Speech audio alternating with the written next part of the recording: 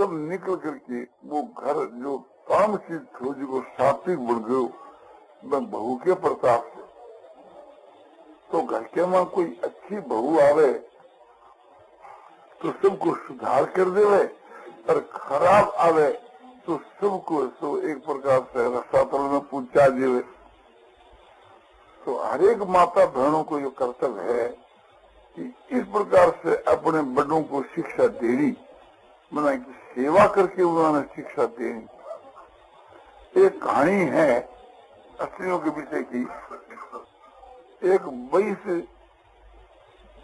जाति की स्त्री थी, वो पूर्व से पश्चिम के बीच के मां अपने राजपूताना देश में वो आई, और वो क्या देखती है कि अपने ससुराल के मां करके वहां को व्यवहार बहुत ही खराब देख रही।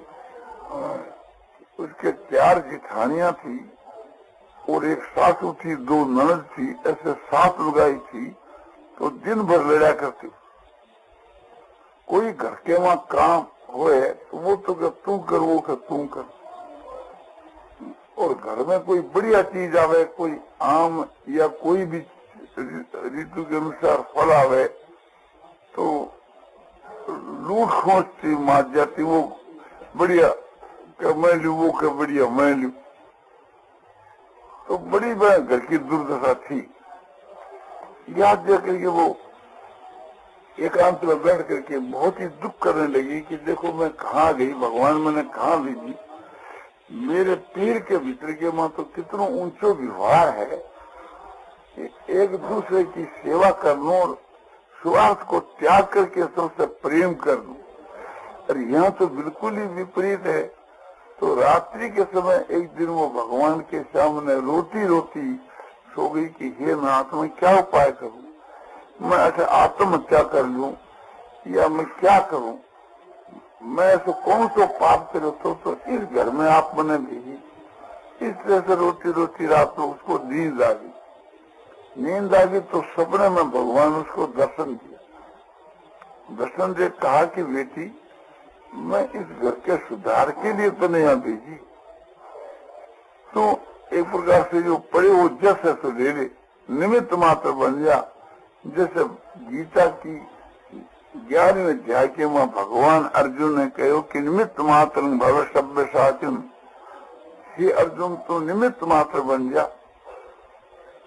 इसी प्रकार से भगवान ने कहो कि बेटी तू निमित्त मात्र बन जा, काम तो सब में पहला से कर रखे। बोले बहुत ठीक है भाई। कि फिर आंख खुल गई, आंख खुलने से बोले बड़ो आनंद हो कि आज मैंने सपने में भगवान का दर्शन आया। तो उसके पीर के बीच के वहां अपने स्वार्थ को त्याग दो। और 2 बात में लेकर के घर के में जो लड़ाई हुई कि उस पीर के में उल्टी लड़ाई होती। कोई भी काम है तो वो तो कहती वो काम मैं करूं, वो कहती मैं करूं। तो उस बात में याद कर के और अपने जिठानी के पास में गई, चरणों में गिर गई और कहने लगी कि प्रातः काल की रसोई है तो मैं करूंगी। जिठानी बोली कि नहीं, मैं 4 जो बड़ी बहुआ मैं 4 दिन की रसोई बांट रखी। 4 दिन के बाद 5वें दिन एक की बारी आवे, तू जब दूसरे के आवेगी तब तेरी भी बारी लगा देवांगा। बार रोने लगी कि मैं ऐसा कौन सा पाप करे है तो मैं सेवा से वंचित रखी जाऊं। आप बड़ा हो, मैं आपकी दासी हूं, तो यो काम कृपा करके मेरे जिम्मे रहना चाहिए। यदि आप एक प्रकार से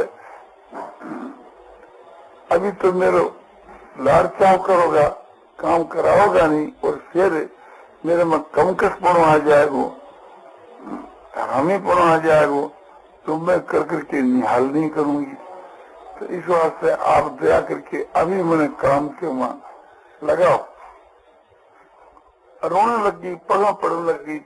तो एक प्रकार से उसकी जिठानी उसको रसोई को काम दे।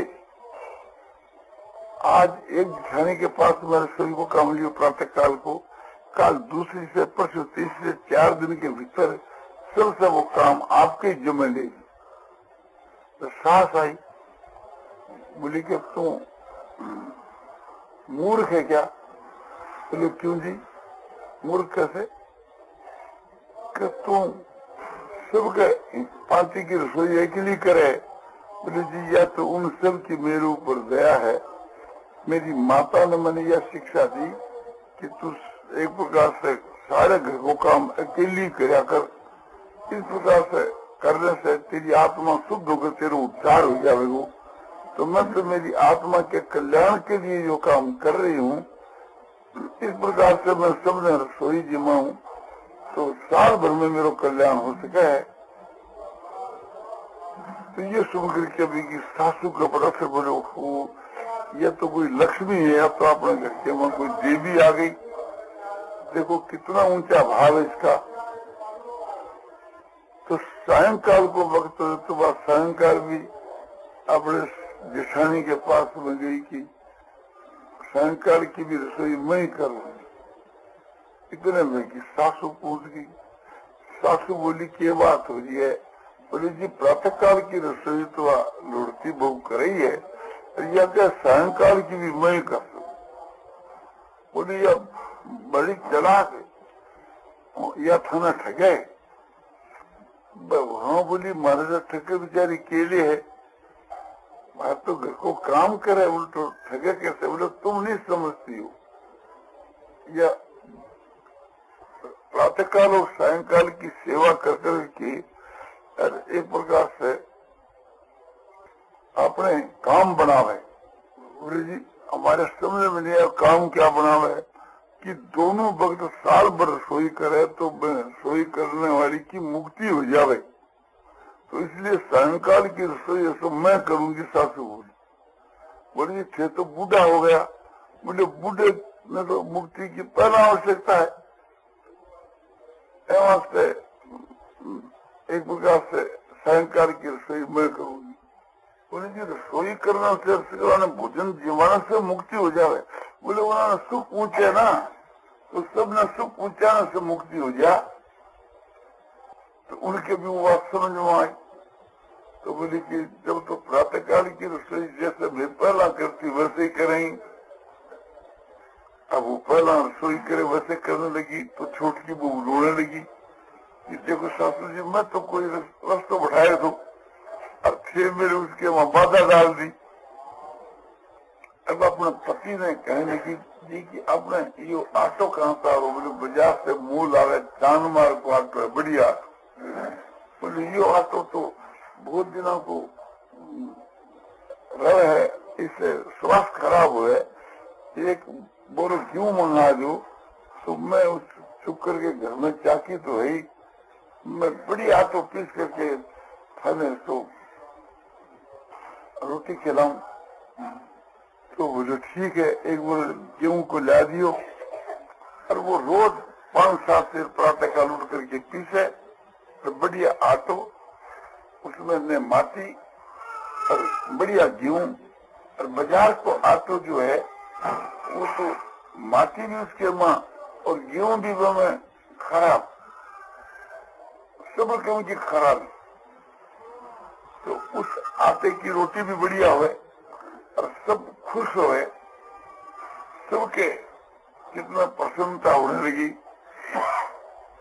तो एक दिन में की सासू पूछो कि बहू तू 5 बजे उठ करके चाकी क्यों पीसा करे? बोले जी ऐसे ही एक प्रकार से चाकी पीसने से मेरे शरीर के वहां फुर्ती रहे, स्वास्थ्य ठीक रहे। नहीं बोले सच्ची बात बता।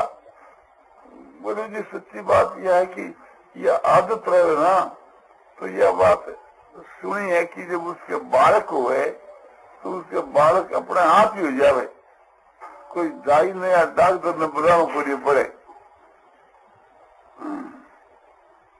बोलो ठीक है, और असली लाभ क्यों हुए?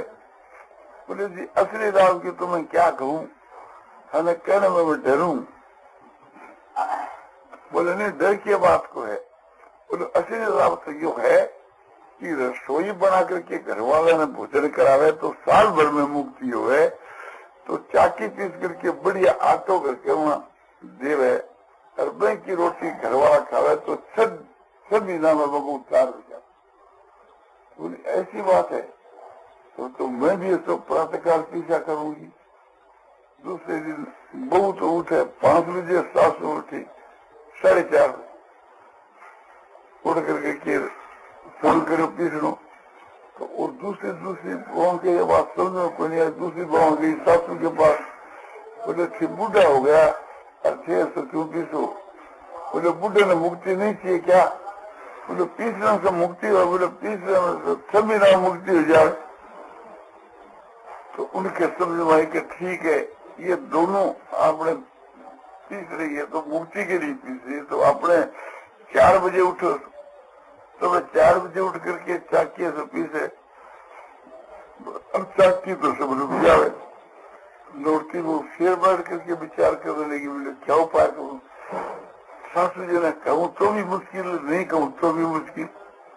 कहने से तो वो काम हाथ से खुश जावे, नहीं कहूँ तो नाराज हो। क्या उपाय करूं? तो वो काम खोजने लगी तो वो काम एक प्रकार से बस पीछे कवा से जावे तो उनका कमरा सब बाहर देवे, बरंदा सब बाहर देवे, चौक छात ये सब एकदम झाड़ू असो लगावे और झाड़ू लगावे। और घर के वहाँ जो घर में कुओं तो पानी काट करके कुड़िया भी भर देवे। नौकर तो आज देरी से, अब नौकर आकर के बैठे रहो। 2-4 दिन के बाद घर वाला बोला कि आजकल ये नौकर बैठे क्यों रहे? बोलो काम तो जो नौकर को झाड़ू देने को, पानी भरने को सिर्फ लौटती वो कर ले, अब नौकर को काम के रहे हो। तो बोले फिर नौकर ने रखा है क्यों? बोले सारी मर्जी, काम तो कुछ है नौकर को। तो नौकर ने आपको जवाब। एक दिन सासू बोली बहू से कि बहू तो कुएं में से एकली सो पानी काट करके बर्तन भरे, एकली झाड़ू काट है, तो एक प्रकार से इम के है से। बोले जी दिन भर निकमी बैठी रहे, बस शरीर हरामी बन जा। तो काम करना चाहिए ना। मेरी माँ मेरे बाप को जो करना तो कि तुम निकम्मी मत रही ना, हर वक्त शरीर से काम करना, तो मैं हर वक्त काम ही ढूंढती रहूंगी। वास्ते ये रसोई बनाने को काम है, चाकी पीसों काम, ये तो बढ़ गया। अब मेरे से मतलब यही काम है। तो बोलो भाभी एक प्रकार से कुएं में पानी काटने से थोड़ी मुक्ति हुए। बोले जी चाकी पीसने से 6 महीना में मुक्ति हुए। तो सेवा ने समझो कि गर्मिया की रुत में पानी निकाल करके सेवा ने गिलास भर के प्यावे तो 3 महीना में बेड़ा पार हो जाए। तो बोले ठीक है। वो सासू भी वही काम करने लगी कि आपने गिलास भर सेवा ने प्यावे। तो वो वहां बोली जी मेरे बच्चे हमारे बेटा थे क्यों प्याओ? बोले फिर तो भी जुआन बाद में खाए तो मुक्ति हो जाएगी, फिर मेरी मुक्ति कब होगी? तो बोले थे पानी तो कुआ बस तो बतकाया करो, कहीं कुआ में गिर जाओगा तो मारो ना बदनाम होगो, क्योंकि वह सासू कुआ में पड़कर मर गई। बोले थारो चाहे बदनाम हो पर एक प्रकार से मेरी तो मुक्ति हो जाएगी। बोले जी कुएं में पड़कर मरने से कोई मुक्ति होगी? बोले जानकर पड़े दिक्कत की तो मुक्ति नहीं हो, तो वो तो जा नरक में।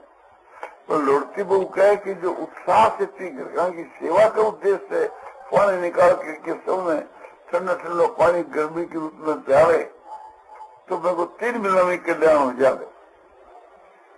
तो बोले क्या बात है? बोले अं वहां से तो मैं निकालू तो सब पानी काटने लग गई। तो घर में जितना जो काम है वो तो क्या मैं करूं, वो क्या मैं करूं, तो उल्टी लड़ाई होने लग गई कि तो वो लड़ाई होती नरक में ले जाने वाली, अरे क्यों लड़ाई होने लगी मुक्ति वाली।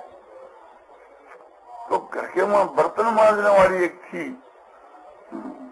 तो लोड़ती बहू है तो बर्तन मांजना शुरू कराया। सासू कहे कि बावली तू बर्तन क्यों मांजे, बर्तन मांजने से एक तो कपड़ा खराब हो, एक गहनों घसे। बोले सासू जी एक प्रकार से बर्तन मांजने आप कह दो हो। बोले 15 रुपये महीनों रोटी, तो आप देखो 15 को महीना 15 की रोटी हो है तो 30 पड़ गया, और 30 पड़ने से 3 से 60 रुपया साल में लग गया। और तो 3 से 60 रुपया कपड़ा थोड़े खराब हो जाए, ये गहनों थोड़े गिर जाए। ठीक है, और ठीक है मैं गहन उतार करके क्या कर समझ जाकर, और कपड़ा इतना खराब हो नहीं सके, कपड़ा भी मैं मैला पड़ ले। तो बोले इससे तेरे जिद क्यों? बोले जी जिद की कोई बात नहीं है, जो एक काम बहुत बढ़िया है। बोले बावड़ी जूठा बर्तन से का मानना ये बढ़िया काम कैसे हो? वो तो घटिया से घटिया है। बोले जी थे जिक्र घटिया समझो नहीं, जिक्र मैं बढ़िया समझ। मेरी माँ की यह शिक्षा है कि जितना नीचे से नीचे जो काम लोग करे वो करना ही ज्यादा कल्याणकारक है। जिस रसोई बनाने सीखी, बनाने वाले की साल भर में मुक्ति हो, तो चाकी पीसने वाले की 6 महीना हुआ, और पानी काट करके निकाल कर सबने ज्यादा वो और भी कठिन काम है तो वो 3 महीना में हो जाए।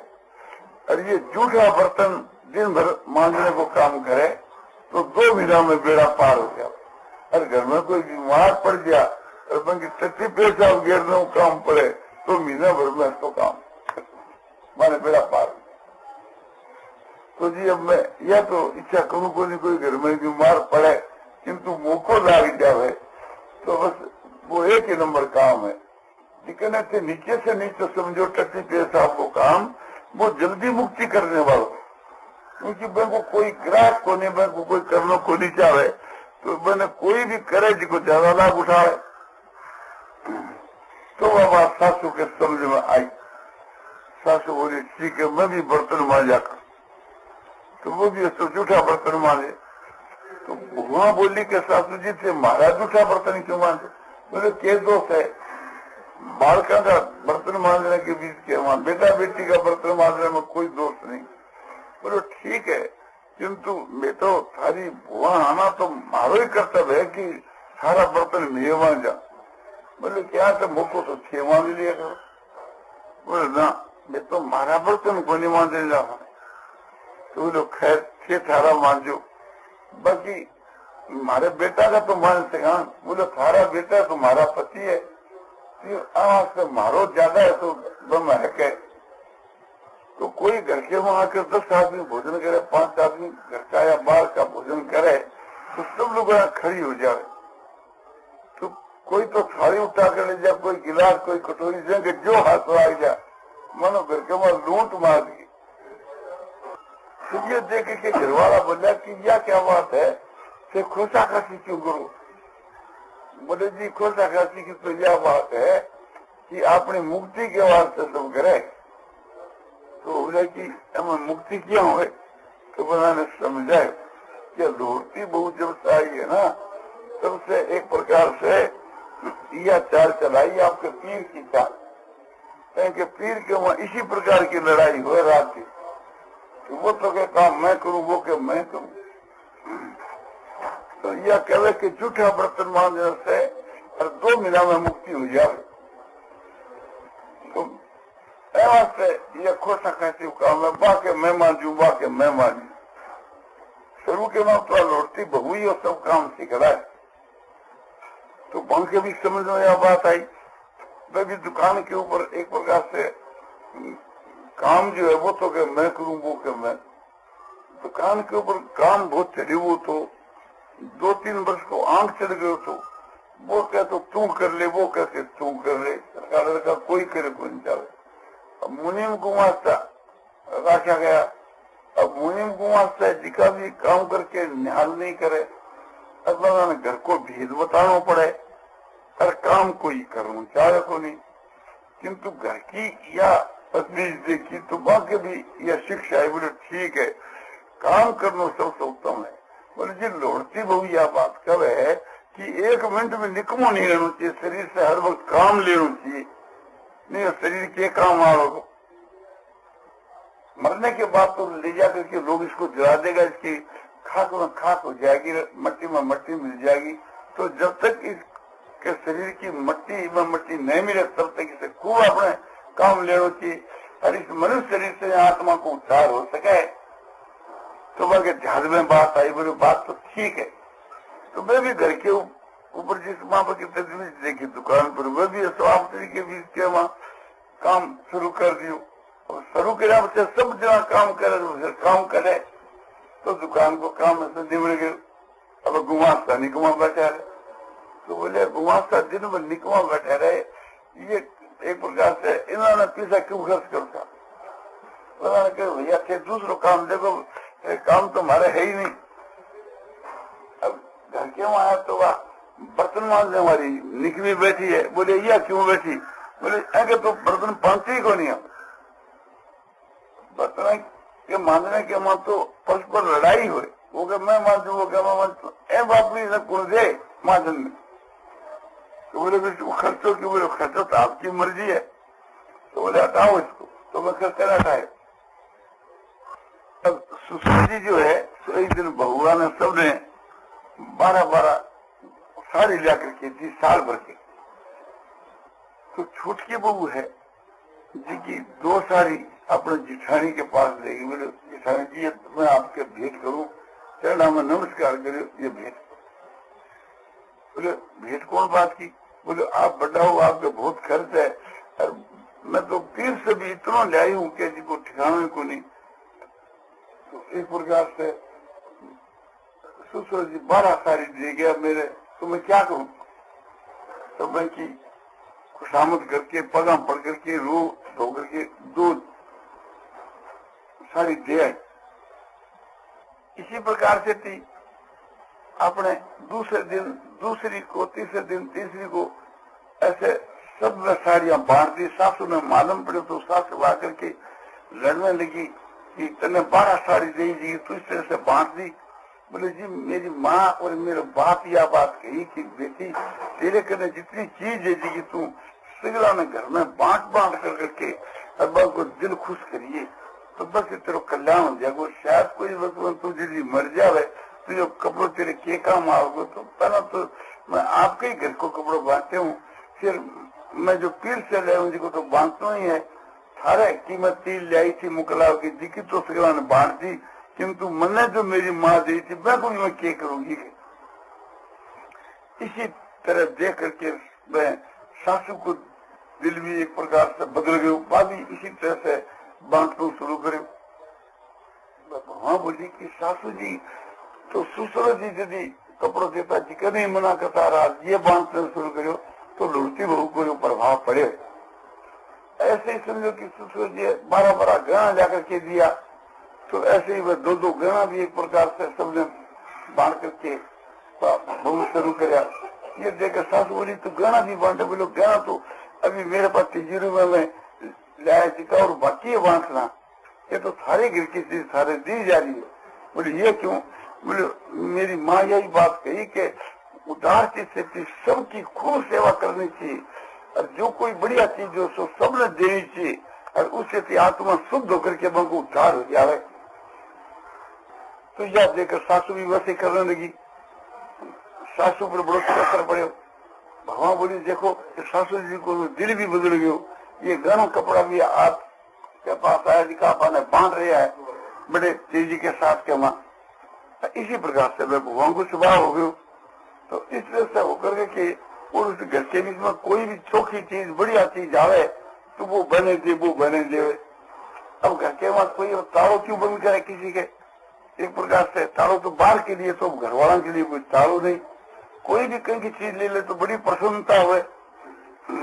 अब चोरी तो करे ही कौन, जब इसे देने पर भी कोई नहीं लेवे।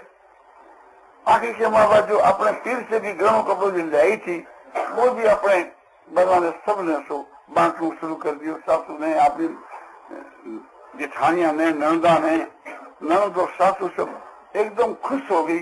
बोले ऐसी बहू तो कहीं आई कोई। तो इस प्रकार से थी वो उदारता को व्यवहार करके सबको मन बदल दी।